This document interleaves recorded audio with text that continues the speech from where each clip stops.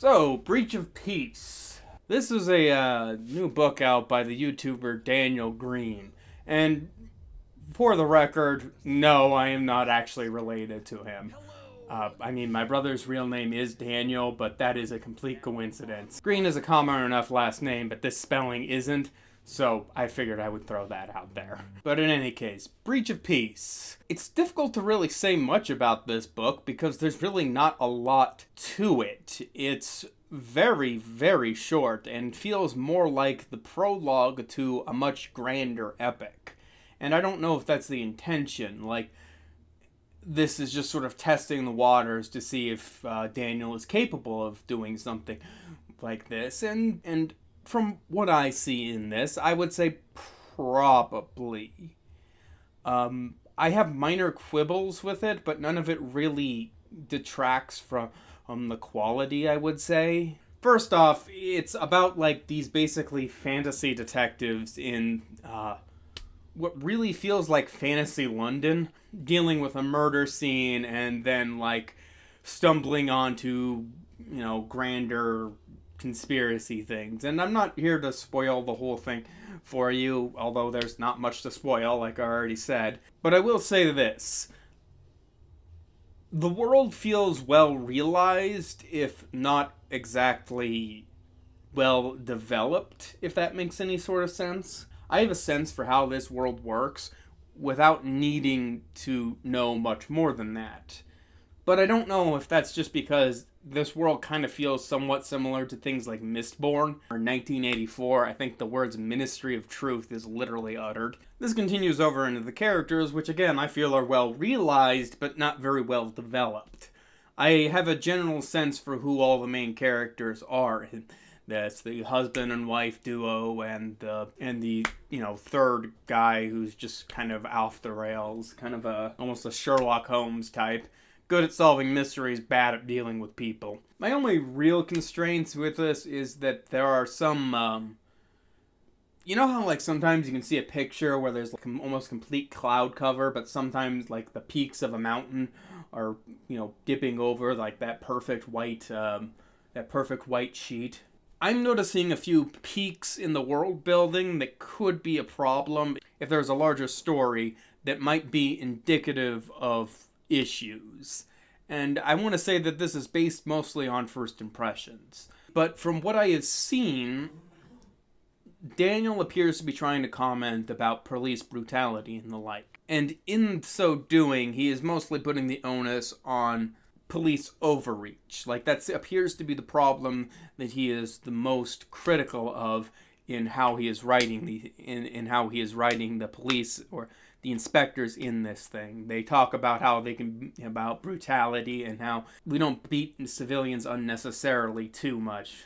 And that kind of thing. So he appears to be trying to comment about police overreach. And the problem I'm noticing with that is if it's just talking about the police overreach, it's not just what you talk about, it's what you don't talk about, which informs the conversation. Okay, over-policing can be an issue in communities, but it is usually accompanied by a kind of under-policing. So, in my hometown, there is a problem with the police not really going to some of the poorer neighborhoods. And so the issue with that is that crimes like assault, battery, murder, domestic abuse, those kind of things tend to be less policed than trivial crimes like meth abuse or distributing marijuana and that kind of thing. That police tend to, if they're going to arrest anyone, it's on drug-related charges. So they're over-policing the drug-related stuff while under-policing the more violent crimes, and that tends to lead a lot of the people in these areas to are their enemy. And that is one of the issues with policing that I never see talked about in any sort of work. I guess, I don't know, should I expect that from Daniel? I don't know. It's just, when I look at this and I see the attempted criticism of the police, of the policing in this, I am seeing one side of that. And it is the side that is the most, frankly, politically savvy to talk about, but it is only half the conversation, in my opinion.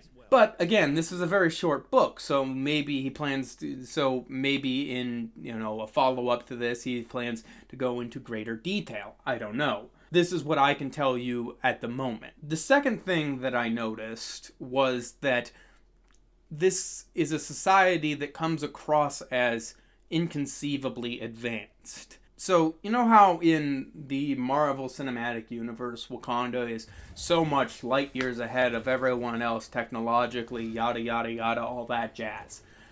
That is a society that is inconceivably advanced, because advanced societies tend to have similar things in common. There's a reason England was the ruler of the world for the longest time, and there's a reason the United States is kind of that junior. And it's because of the adoption of what Darren Ace Mughal, I have no idea this, and James A. Robinson call inclusive institutions. And this is just a way of saying generally liberal institutions that allow people to question the established orthodoxy and such. And society is mostly advanced when people are generally free to do what they want,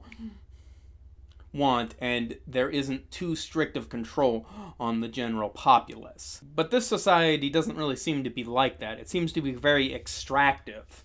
The people at the top, like the ruler of the country, is called the Almighty, I think, which again is giving me real Mistborn vibes. And he is implied to be where a lot of this advanced technology and such comes from. That is a case of somewhat inconceivably advanced. And I suppose this isn't the biggest issue. A lot of people will like that story because it, for various reasons. Black Panther gets away with it because it's, empowering or something. Sometimes you just need a good bad guy to, hate. And, it's good to have your bad guys be powerful and such. So sometimes this shows up in a lot of fantasy settings just because of that. So this might just be a case of the world building takes a backseat to the logic of the world building taking a backseat to the necessity of the story. It doesn't really matter that this society seems inconceivably advanced. That's not the point of the story.